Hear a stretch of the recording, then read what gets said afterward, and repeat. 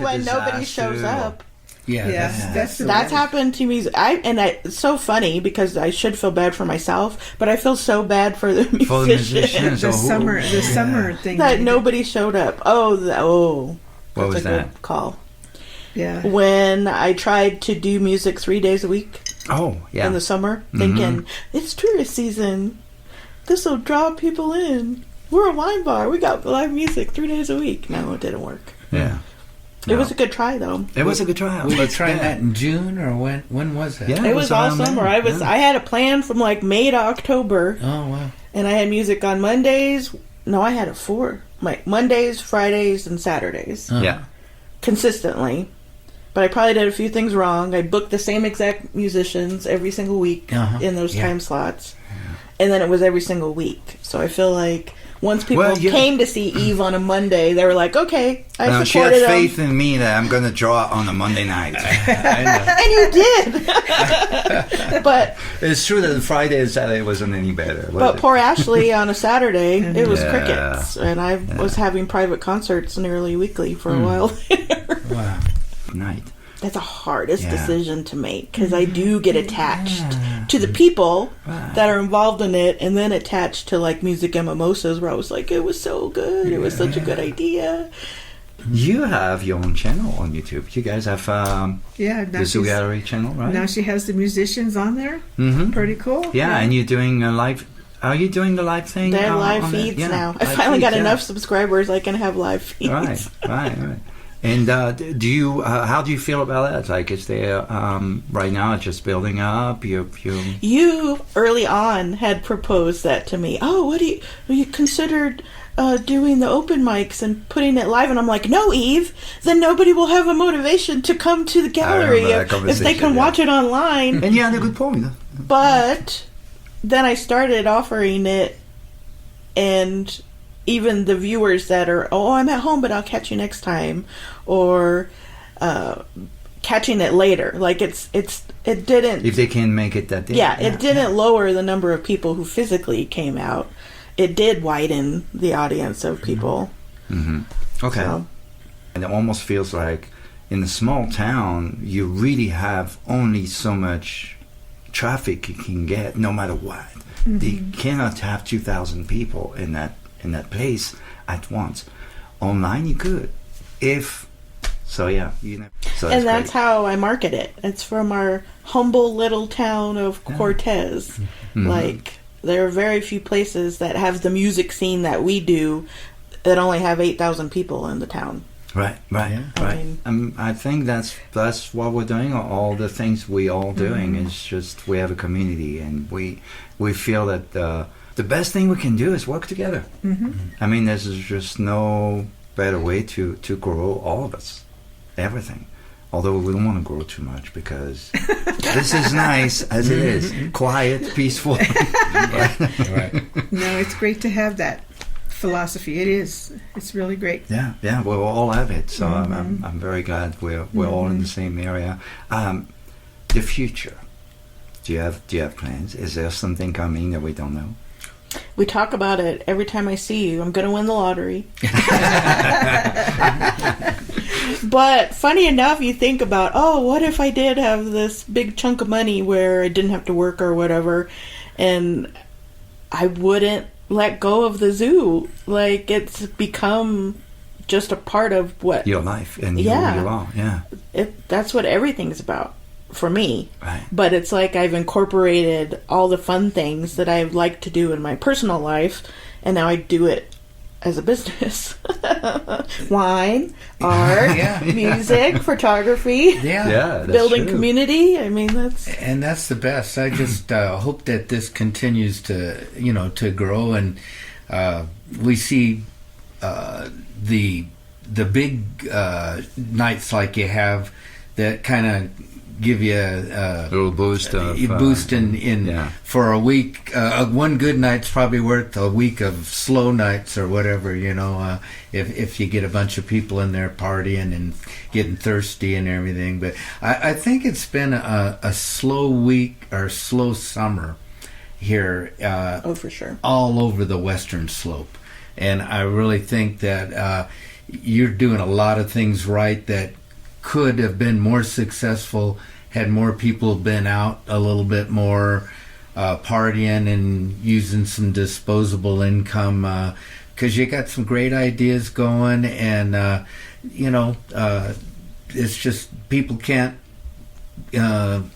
be out there and enjoying or support all the weekly, midweek stuff, and then on the weekends you're competing with the outdoor venues. Yeah. And so it's kind of a little strange this summer, but I really appreciate that you keep on, turning over new ideas and everything. And I think that the area and the town really wants to support you, because you've done what nobody else has had the courage to do, and we do really appreciate you from the musician and art community. You're doing something no one else is doing, and it's you are a good cheerleader, awesome. Bill. Awesome. And most recently, the mocktails, which has been a new thing too for the community. Scott designs and creates all these great mocktails. All of a sudden, the health department start questioning her about her mocktails. The people in the community said, "What? You're not going to have mocktails anymore?" Somebody stepped up, championed her. "Oh, you can have mocktails." And that was you who did no, it was somebody from the community. Somebody actually at the health department, not the person who told me I couldn't do them anymore, but somebody who was a big mocktail person was like, "What do you mean?" Yeah, because she had a sober living fundraiser at the gallery. It's like, to me it was amazing. All of a sudden one day she was crying, the next day it's like, "I can have the mocktails again." Can I sound stupid and ask what a mocktail is? I was going to ask the same question, as if there were standard mocktails Clearly these out are there. beer and wine drinkers. Well, I think you get a cocktail, but you laugh at it, you mock it. There you go. That's what it is. You call yourself a screwdriver. Yeah. So what's a mocktail? Some of our musician community embrace sober living. And so I also realized, if I'm going to say that everybody belongs in the zoo, I need to make sure there's something for everybody. Okay.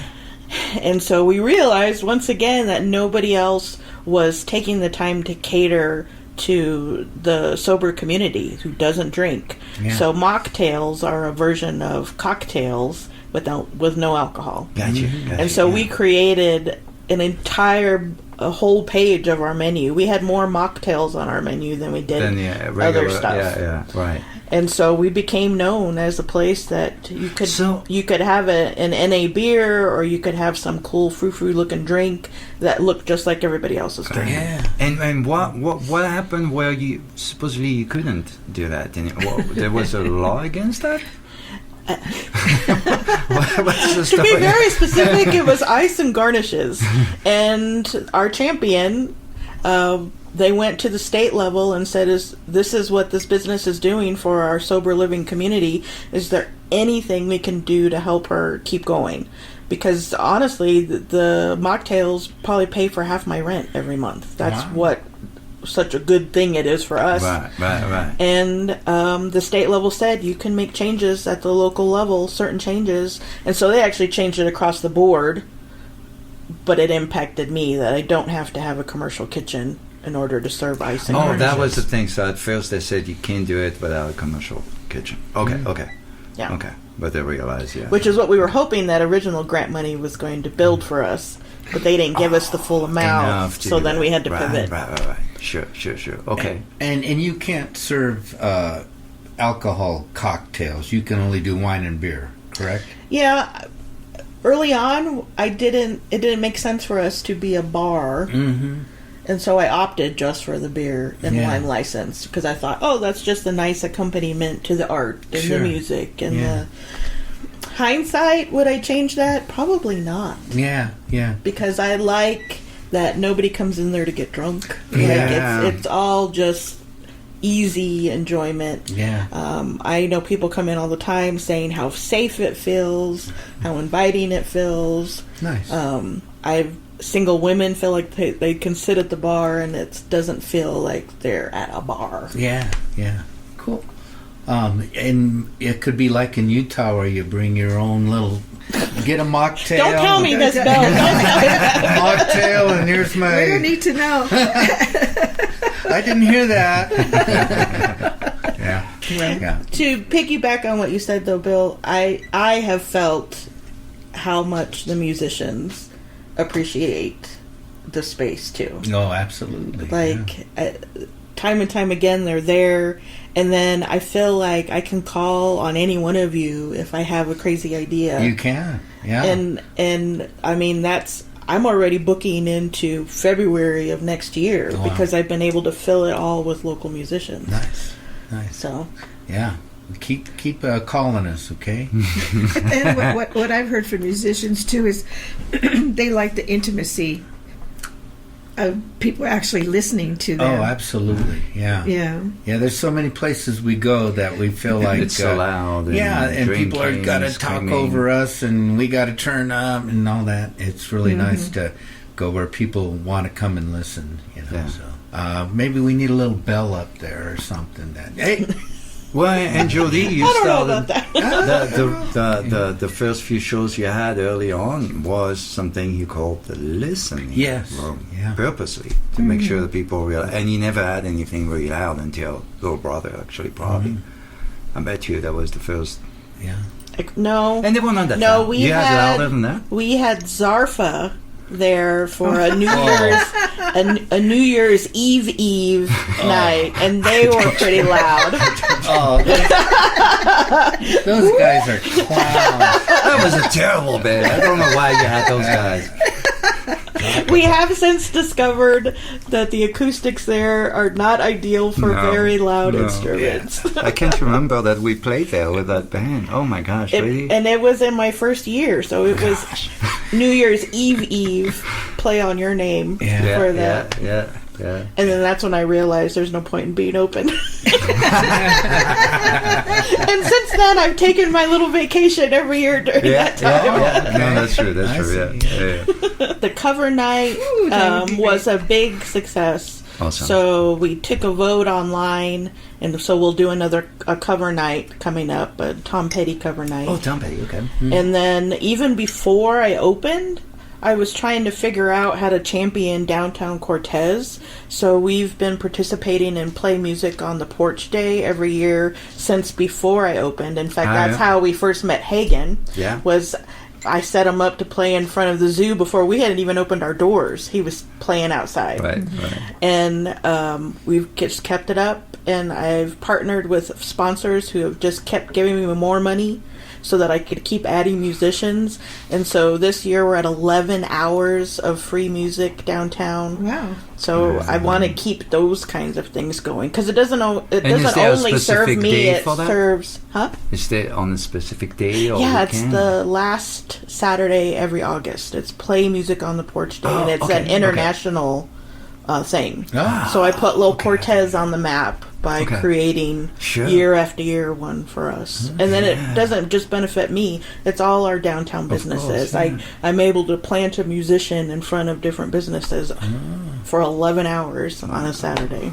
So stuff like that I just want to keep pushing. Sure. And hopefully get more business owners inspired to step outside of what they normally do and see how can we benefit everybody, not just our own and you bubble. do a lot of that. You do a lot of thinking outside of your own space. I see that because a lot of the things you come up with, a lot of times, you can see how they can impact the rest of the community. You know, they can help everybody. I live there, too, so it's... Well, yeah. I want it to be cool. Sure. Can you tell me some ways of knowing more about Zoo? Website, Facebook, Instagram, whatever addresses you can throw at these people watching. www. No. www.zugallery.com. Zoogallery.com. And I'm Zoo Gallery on Instagram, on Threads, on YouTube, on Facebook, on TikTok. I'm a little nerdy that way. Your YouTube channel, what is it? Zoo Gallery. Mm-hmm. Okay. Yeah. Okay. And if somebody was interested in maybe contacting you to try to play, what would be the best? I'm going to look right at the camera when I say this. I cater to locals. And the easiest locals to cater to are the ones that actually come to my business and participate in other things that I can see them and hear them. Come to Yves' open mic. I have found Amanda Vachka. Yeah. She came to your open mic, and I was like, holy cow, I didn't know she knew how to sing. I knew her through the school system. And now she's an amazing performer in the community. But if you reach out to me, and I've never heard of you before, I've never seen you in my business, you're going to go to the bottom of the list. And that's just how it goes. I want us to support each other. So it's not a one-way street. I'm glad you mentioned that clearly. That's good. Because it's true. That's exactly what we're talking about. Yeah. Is this, Name That Tune, is this a new thing? Oh. It is. I see you signed up, Bill. I had a lot of pressure. Are you responsible for a certain genre of music you're supposed to know? I know everything since Moby Dick was a minnow until this millennium. 2000, I don't know anything. I know nothing. But before then, I'm serious. Bad to the bone. I'm gonna be naming some tunes for you, but don't give me any of this new stuff there. You better rely on your team members. That's what we're hoping, that everybody has a little something to offer. But what I have to offer is 50s, 60s, 70s, 80s, 90s. Okay? There's just a musician called Taylor Swift. You should probably look up. I have a lot of thoughts about her. But it isn't music. I don't have a lot of musical thoughts about her. Name That Tonight. We recently had an adult spelling bee. Like, I am always trying to invent entertaining things that'll bring people into the zoo, and remind them that on top of the 10 billion other things we do, we're a community space. There's a group of friends that at least meet there once a week, and the only reason why they're a group of friends is because they met each other at the zoo. Are those the winos? Wow, that's cool. Some of them are. That's once a month. Yeah. You need to start doing that wine deal once a week, maybe.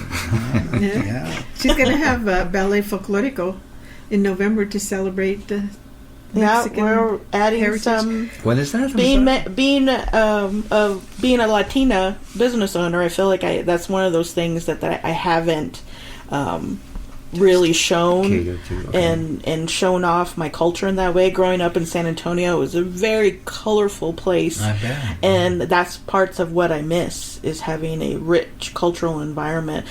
Thankfully, we have our indigenous community here, but I realize that half of the business owners on my block are Latinos. And I'm like, we need to celebrate this part of us more. Yeah. Right. So we're making a larger. We do what it's called an ofrenda every year. It's a Day of the Dead celebration, Dia de los Muertos. It's a Mexican tradition of honoring our ancestors who have passed. Okay. And so I thought, I'm heading into my 4th year at the zoo. I want to make a bigger deal out of it and really celebrate my cultural history, and that's part of what has made me who I am. So that's part of my plans. We're talking about future stuff. That's part of my plans is incorporating some more cultural things that I wasn't tapping into before. Cool. We're gonna have to learn some Los Lonely Boys. Ooh, those are my favorite. I've seen them I got in a concert. handful of those. Ooh, really? Yeah, ready. Yeah. I'm gonna do some Ruru Iglesias. And that would be good too. Yeah. You need to learn how to grito. To grito. Grito. What's green? Look, she's taking a breath. Are you about to do it? No, I won't. It may fail, so I'm not going to try. In lieu of clapping in traditional Mexican music, you grito instead. So that you would consider it like you're cheering. So how Is that whistling? Isn't that whistling at the soccer game? When you're thinking about those feelings that come with that, that's what a grito encompasses. So if you see mariachi players singing or somebody singing in Spanish and it moves you, you grito. Okay. And it's like a guttural response from up through your diaphragm, and you're exclaiming your joy. Oh wow! Can I hear a grito? Dare you? Setting myself up for that one. I thought that's what you were going to do. Sure. Ay, is that a grito? See, you're there, Bill. You're there. It's got to come But from it's here. ¡Qué bueno! Ay, ándale. Yeah, all right. You got it. See? Yeah, see, Good job. I'll start expressing myself more now. Okay. Yeah, all right. He's going to do that every show now. Salud! Sing along night on Friday. You're down. All right. Salud! Well, on that note, I want to thank you so much for both coming. And quickly, just a little thing. I want to say hello to Scott. Scott is your partner, and he is a big part of this Hello, thing. Scott. He also helps a lot. I know She's that. my right arm. He's my left arm. He's your left arm. Yeah. So thank you to Scott as well. Sorry we didn't have him today, but we're glad to have you both. You do a wonderful thing for the community, and we appreciate you. All right. Well, thank you so much for being with Thank us, you. and all the best with the business, obviously. And thank you for catering to so many people and being part of this amazing community we have. Ditto. Love you. Thank you. Yay! Thank you, guys. Clap your voice.